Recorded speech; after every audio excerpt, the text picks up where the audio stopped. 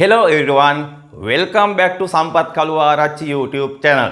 අද දවසේ මම ඔබට උගන්වන්න සූදානම් වන්නේ ප්‍රායෝගික ඉංග්‍රීසි කථනයේදී ඔබ දැනගත යුතුම පොඩි කොටස් ටිකක්. මේවා පොඩි කොටස් ටිකක් වුණාට ඉතාම වැදගත් එදිනෙදා ඉංග්‍රීසි කථනයට. හොඳයි, අපි පළවෙනි එකට යමු. ඒ තමා accept. accept කියන්නේ හැර කියන එක. දැන් අපි මෙහෙම කියනවානේ, හැමෝම මගේ පාටියට ආවා නිමල් හැර. හැමෝම පාටියට ආවා නිමල් හැර. කොහොමද ඔක ඉංග්‍රීසියෙන් කියන්නේ? Everyone came to the party except Nimal. පැහැදිලි නේද? Everyone came to the party except Nimal. Nimal හැර. except නිමල්. මේ වගේම වචනයක් තියෙනවා මේ ළඟින් යන එකක්, ඒ තමයි accept. accept කියන්නේ පිළිගන්නවා කියන එක. හොඳයි, අපි මේ ඉගෙන ගන්නේ accept නෙවෙයි accept කියන එක. බලන්න මෙන්න මේ උදාහරණය. මම සියලුම පළතුරු වලට කැමති අන්නාසි වලට හැර. මම සියලුම පළතුරු වලට කැමති අන්නාසි වලට හැර. කොහොමද ඕක කියන්නේ? I like all fruits. මම සියලුම පළතුරු වලට කැමති. I like all fruits except pineapples. I like all fruits except pineapples. පැහැදිලි නේද? අන්නාසි වලට හැර මම අනිත් සියලුම පළතුරු වලට කැමති කියන එක තමයි ඒකෙන් කියන්නේ. ඔබ හොඳින් මතක තියාගන්න. තව වාක්‍යයක් අපි ගමු. මම හැමදාම වැඩට යනවා ඉරිදා දවස්වලට හැර. I go to work every day except Sundays. I go to work every day except Sundays. except Sundays කියන්නේ ඉරිදා දිනවලට හැර. පැහැදිලි නේද? එතකොට අපි except භාවිත කරන්නේ හැර කියන අදහස ගන්න. ඊටාම වැදගත්, ඊටාම වටිනා කොටසක් කියලා ඔබට තේරෙන්න ඕන. හොඳයි. ඊගාවට අපි යනවා because of කියන මේ යෙදුම භාවිත කරන ආකාරය ඉගෙන ගන්න. දැන් because කියන්නේ නිසා කියන්නේ. උදාහරණයක් ගත්තොත් I like her because she is very kind. I like her මම ඇයට කැමති because she is very kind. ඇය හරිම කරුණාවන්ත නිසා. because ට පස්සේ තියන්නේ අපි සම්පූර්ණ වාක්‍යයක්. because ට පස්සේ තියන්න ඕන සම්පූර්ණ වාක්‍යයක්. හැබැයි because of ට පස්සේ ඔබට පුළුවන් වාක්‍ය කොටසක් තියන්න. සම්පූර්ණ වාක්‍යයක් ඕනේ. වාක්‍ය කොටසක් තියන්න ඔබට පුළුවන්. උදාහරණයක් කිව්ව මෙහෙම, මට එළියට යන්න බෑ වැස්ස නිසා. මට එළියට යන්න බෑ වැස්ස නිසා. මට එළියට යන්න බෑ. I can't go out වැස්ස නිසා because of the rain. වැස්ස නිසා because of the rain.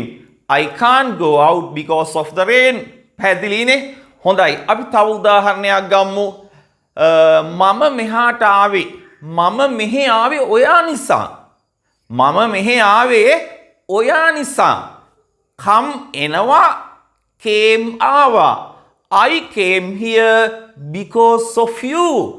because of you කියන්නේ ඔයා නිසා. I came here because of you. මම මෙහෙ ආවේ ඔයා නිසා. තව උදාහරණ වාක්‍යයක් ගමු අපි because of ගෙම. ඇය රට ගියේ ඇගේ දරුවන් නිසා. දුප්පත් කාන්තාවක් රට යනවා. එතකොට අපි කියනවනේ නේද? ඇය රට ගියේ ඇගේ දරුවන් නිසා. She went abroad. ඇය රට ගියේ because of her children. ඇගේ දරුවන් නිසා. She went abroad because of her children. ඇය රට ගියේ ඇගේ දරුවන් නිසා. හොඳින් මතක තියාගන්න. right. අපි ඊගාවට යමු. මෙන්න මේක. වයා කියන පදේ භාවිත කරන ආකාරය ඉගෙන ගන්න. මේක වයා කියලත් කියනවා, සමහර අය වියා කියලත් කියනවා. හැබැයි බහුලව මේක නිවැරදිව භාවිත කරන්නේ වයා කියලා. වයා කියන්නේ හරහා කියන එක. මම මෙහි ආවේ කුරුණෑගල හරහා. අපි එහෙම කියනවා නේද? කොයි පැත්තෙන්ද ඔයා ආවේ? මම ආවේ කුරුණෑගල හරහා. අපි එහෙම කියනවා නේද? right. මම මෙහි ආවේ කුරුණෑගල හරහා. I came here via Kurunegala. I came here via Kurunegala. right. තව එකක් ගත්තොත් ඒ විදිහටම මම මෙහි ආවේ නිට්ටඹුව හරහා. I came here via Nittambuwa. I came here via Nittambuwa. මම කොළඹ ගියේ කඩුවෙල හරහා. මම කොළඹ ගියේ කඩුවෙල හරහා. කොහොමද වාක්‍ය කියන්නේ? දැන් ඔබ දන්නවා කියන ආකාරය. I went to Colombo via Kaduwela. I went to Colombo via Kaduwela. Kaduwela හරහා. ඊටාම ප්‍රයෝජනවත්. ඊටාම වටිනා කොටස් තමා මේවා ඉංග්‍රීසි භාෂාවේ. ඔයා දැනගන්නම ඕන ඉංග්‍රීසියෙන් කතා කරන්න බලාපොරොත්තු වෙනවා නම් මෙන්න මේ වගේ කොටස්. හරි. අපි තව එකකට යමු. ඒ තමා even. even කියන්නේ උවත් එහෙම නැත්නම් වත් කියන තේරුම දෙන පදයක්. අපි මෙන්න මෙහෙම උදාහරණ වාක්‍යයක් ගමු. මම දන්නේ නැහැ ඔහුගේ රැකියාවවත්. මම දන්නේ නැහැ I don't know. ඔහුගේ රැකියාවවත් even his job. I don't know even his job. මම දන්නේ නැහැ ඔහුගේ රැකියාවවත්. ක්ලියර් නේද? තේරුණා නේද? I don't know even his job. මම දන්නේ නැහැ ඔහුගේ රැකියාවවත්. හොඳයි. අපි ඊගා වාක්‍යයට යමු. ඇයට පරිප්පු හොද්දක්වත් හදා ගන්න බෑ. ඔහොම කියනවනේ නේද? එයාට පරිප්පු හොද්දක්වත් හදා ගන්න බෑ. නැත්තම් එයාට සම්බෝලයක්වත් හදා ගන්න බෑ. ඔන්න ඔහොම අපි කියනවා. පරිප්පු හොද්දට අපි කියනවා මොන කාරිද? Dal කාරි. She can't cook even dal curry. She can't cook even dal curry. පැහැදිලිනේ? එතකොට අපි except ගන්නවා හැර කියන්න. ඊට පස්සේ because of ගන්නවා අපි නිසා කියන්න.